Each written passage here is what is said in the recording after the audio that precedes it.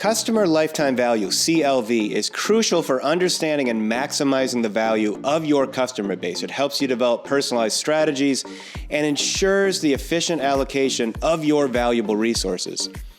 Calculating average CLV, aCLV, can provide valuable insights into the health of a company as well, whether that business is your own, one you are interested in acquiring, or a competitor. And the best thing about aCLV might be that the data you need to calculate it is usually easily obtainable and publicly available. Let's take a look at aCLV and walk through a spreadsheet model I've built that will help you calculate it today on ArtScience.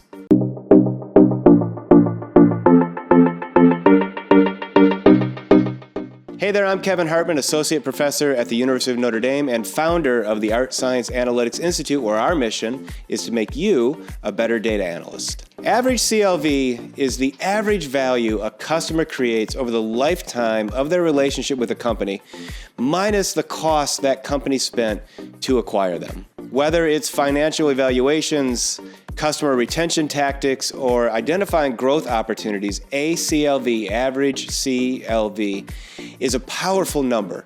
Here are 4 ways it can provide valuable insights for companies and analysts. aCLV is a financial barometer that shows a company's ability to generate profits from its customers. A higher aCLV indicates strong customer loyalty and profitability, while a lower aCLV may signal potential issues with customer acquisition, retention, or service quality. This data can be used by analysts to identify areas for improvement in operations and increase the company's overall value. One important use of aCLV is to compare it to customer acquisition costs, CAC. A strong company aims for a 3-to-1 CLV to CAC ratio, meaning that for every dollar they are spending in acquiring a customer, they are receiving $3 in customer lifetime value from that customer. If CAC begins to approach or certainly exceed CLV, that is a warning sign of inefficient marketing methods. Seeing that 3-to-1 ratio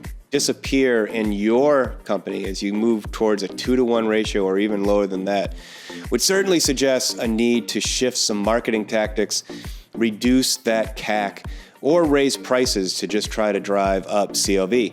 But seeing that ratio weakened in a competitor's company, well, that might lead to some opportunity for you to create either a price shift in the market so that you know you are lowering that CLV to an unsustainable level for that competitor, or lead to some other strategies that may yield advantages for you. aCLV is essential for revenue projections and valuation models. For assessing the value of a business, you can multiply the aCLV you calculate by the installed customer base. You can make projections on acquisition and growth to get a sense for what that valuation may be in the future. Understanding aCLV requires more than just number crunching for analysts. It involves creating a cohesive narrative and story that connects customer behavior to tangible business outcomes. In short, aCLV translates observations into actionable strategies. Calculating aCLV reveals valuable information about a company's financial operations and customer relationships. By analyzing its different components, analysts can connect operational data to strategic decisions. At its core, the formula for aCLV is pretty simple. There are just 5 important variables that you must collect. The first is CAC, customer acquisition cost. This is the overall cost of gaining a new customer, encompassing all expenses related to marketing and sales. This usually includes costs for advertising, salaries of sales and marketing personnel, and any other associated sales and marketing costs. Churn rate is the rate at which customers end their relationship with a company in a particular time frame. Typically, we will do this on a monthly basis. This metric is crucial for determining customer retention and provides insight into the overall state of the customer base. It is most easily observable for subscription-based businesses when you know if someone has canceled their service or not, simply because they are no longer paying you. Churn rate gets a little more complicated for businesses that don't have a subscription, say a grocery store or an apparel manufacturer. It's harder to know when a customer is just no longer buying from you, but you can set some kind of order frequency in frame to say if you haven't seen a customer in a 12-month period or a 6-month period, whatever it is you choose, you can consider them churned. Once you do that, getting into the customer data logs and the sales logs, you can determine then that churn rate over the overall customer base. Average revenue is the amount of money a customer generates. Usually, we'll do this on a monthly basis, so you're looking at the amount of money they are generating in a month. For subscription-based services, this is a simple calculation. It's usually what they're paying each month for their service. For non-subscription-based businesses, again, kind of like the churn rate, you are just specifying some period of time and what the average spend is by customer. Contribution margin is the portion of each sale that contributes to covering fixed costs and generating profit. This is calculated by subtracting the variable costs or cost of goods sold, COGS, from the sale price and then dividing by the sales price itself. That'll give you the contribution rate, the margin. This is also what we refer to as gross margin. The discount rate is the rate of return that an investment for the company in a similar risk market could earn. This rate is used to calculate the present value of future cash flows. The firm's weighted average cost of capital, WACC, is often used as the rate in CLV calculations, sometimes the internal rate of return. Whatever that rate is, that's the rate you'll use as a discount rate to pull those future cash flows into today's terms. I've created a Google Sheets spreadsheet model that can calculate aCLV for any company once you collect the necessary data. You'll find it linked in the description for this video below. Note that you'll need to make a copy of the file before you can edit the spreadsheet. It's very simple to just go under File, make a copy, and then you'll have your own copy of this model. In Google Sheets, you can also download this file into Excel if you're just more comfortable working in Microsoft Excel. And one of the tabs of the model, I've also compiled a list of public data sources that you can use to find the data that you'll need to complete the average CLV calculation. Let's get into the spreadsheet now and see how it works. Okay, here I am in the model that we've built, the one that you will find in the link to in the description below. Once you get there to that Google Sheet, you won't be able to edit the model that we provided you. Just like all of our models, you'll need to make a copy of that. So it's very simple. You go under File, you go under Make a Copy, and then once you do that, name it whatever you want to name it. Now you have your own editable file. You can also, after you create that editable file, if you want to work in Microsoft Excel instead of Google Sheets, just simply go back to File, Download as a Microsoft Excel file, and there you go. You'll be able to use this model in Excel. It works just as well. I've already made a copy, so I'm going to click over that copy that I made. And I've entered in some data that I found for Netflix from the third quarter of 2024. So let me talk through these data and talk through the model. All of the inputs are here. I've got CAC, I've got monthly average revenue, contribution margin, a discount rate, which is annual that then gets converted to monthly, and then a churn rate. I'm dealing with a monthly projection here, so all of my data is monthly. I've included definitions of these as well to kind of guide you along what those data are, but let's talk about them a little bit in the sources. You're going to find these data in a mix of company reports, things that they have published, and analyst reports, which are really going to be more assumption-based or estimates. But if you find a good analyst in the industry who you trust, you can find data that becomes really accurate. The average revenue, I'm going to start there, comes from the Netflix P&L. This is something that any public company is going to publish. When you know the number of subscribers that they have, in this case a subscription business, you just divide that revenue by the subscribers. There you get the average monthly revenue. Contribution margin is a pretty simple thing to calculate from usually an income statement. Netflix reports their revenue and then their cost of revenue, which are those variable costs. So it's a simple calculation of revenue minus cost of revenue divided by revenue gets you the contribution margin, that gross margin. So both of those are publicly available.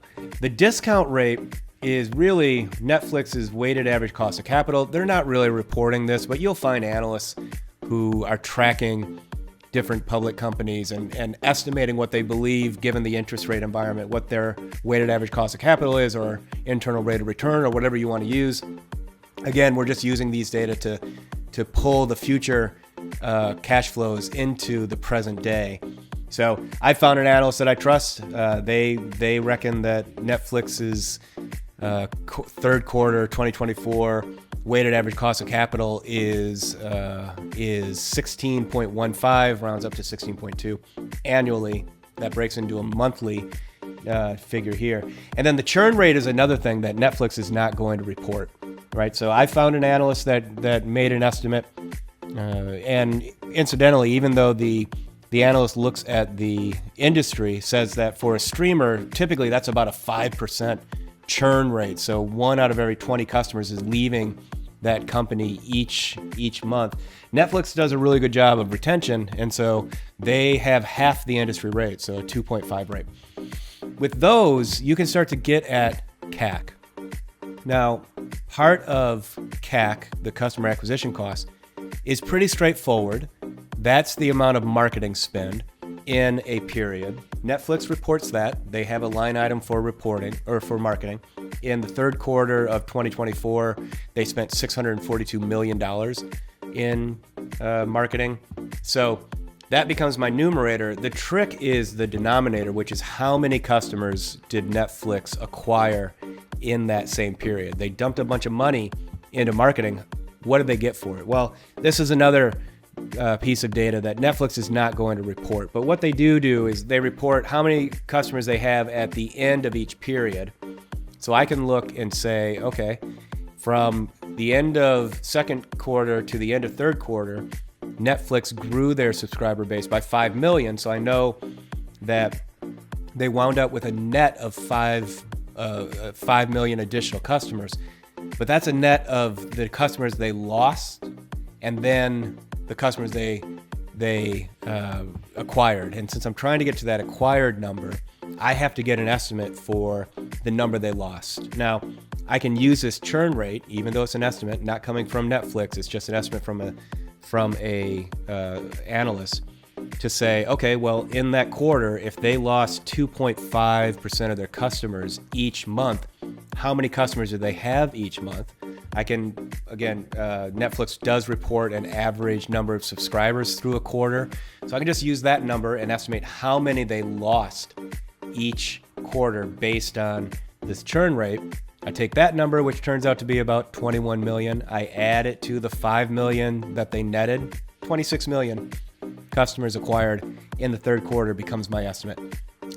Then for the CAC calculation, take the 642 million, divide that by the 26 million customers that they acquired, and boom, you get about a $25 per customer customer acquisition cost, CAC. So that's how I get all those numbers. Now, what the model's actually doing is going through from a period of 0 when a customer is acquired, and I've gone all the way down. Let me just show you. I've gone down 30 years to 360 months. You could go even further if you wanted. And I am estimating the percent of the customers that are alive based on that churn rate each month. So I've got 100% in month 0. In month 2, then I just have that 100 minus the 2.5 that they would have lost given the churn rate estimate I made. And then that just number goes down and down and down. So each month they're losing another 2.5%. And so that number of customers that they would have acquired in month 0, that cohort is getting smaller and smaller and smaller over time. Eventually it goes to 0, which is dictated by what that churn rate is. So that's the percent of customers that they have. The monthly revenue is something, again, that I just got from the P&L. So that's consistent. I'm going to assume that stays the same all the way through. So the expected revenue that they get each month is just simply that monthly revenue times the amount of the cohort that's alive. As that cohort is losing more people, they're receiving less and less revenue. And so on average, that number is going down and down and down.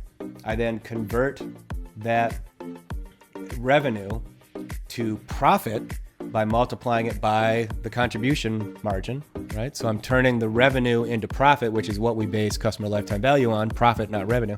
So now I've got a revenue in each period. And then the last thing I need to do is pull all of those future revenue cash flows into present day so that I get a customer lifetime value. Again, customer lifetime value, as we know, is the discounted revenue, future stream of revenue to today's dollars. That's what I'm using that discount rate for, and simply using the calculation of the profit divided by 1 plus the discount rate to the power of the month number, which is then creating less and less present value of future revenues as it should. That's how the model actually works that you will see. The post-acquisition value, so that value before I subtract the customer acquisition cost, well, that is just the sum of all those cash flows all the way out, right? And so what this is saying is that the average lifetime post-acquisition value for a customer from Netflix is $150, $151. So the average value that they're receiving in future value discounted back to today's terms equals $151. I subtract then the CAC, the cost that I would have invested to acquire that customer, again, the $24 here, and I get customer lifetime value. Now, that's the this aggregate calculation, and as you can see, if I divide the CAC by the average, or the average customer lifetime value by the CAC to get that CLV to CAC ratio, I'm in the 5x.